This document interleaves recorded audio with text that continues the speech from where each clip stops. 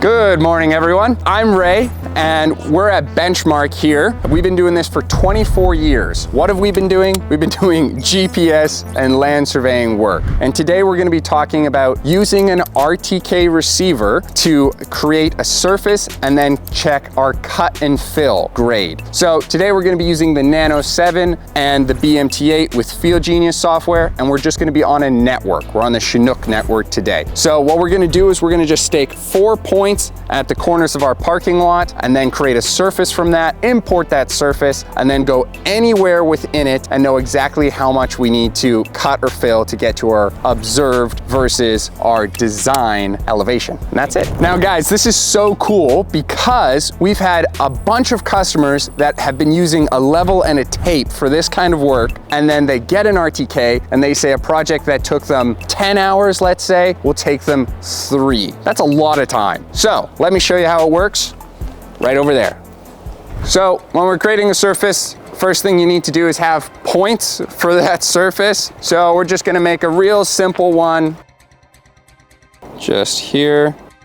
Okay, 1, 2, perfect. This shot is particularly tricky for a lot of GPS because we have canopy up above and we have a power line over there. So there's a lot of obstructions for GPS, but it is not a problem for the Nano 7. Take that shot.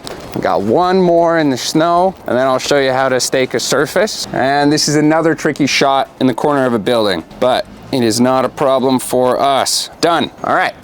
So now I'm gonna start recording my screen and show you guys how to create this surface. Okay, so I just imported my surface, and then we want to just stake that bad boy. So we're gonna stake my surface. Very good. Now, what you'll see here is we have a design, we have observed, and we have a fill. So obviously these are just theoretical points and we didn't actually match elevation or anything like that. But if we wanted a design that was at 1074 and a couple, and our observed elevation right now is 1058, then we have to fill in 15 meters. So 15 meters of dirt is a lot of dirt. So I would be completely buried, but that's the basic idea. And we can go to any point within our surface and check our cut and fill. The important thing for this kind of work is if I was working on a job, I could tie into my hub or my control, and then just with 4 posts, I could go around and stake the elevation so we could get a universal grade throughout a project. And then you could put in your stakes and,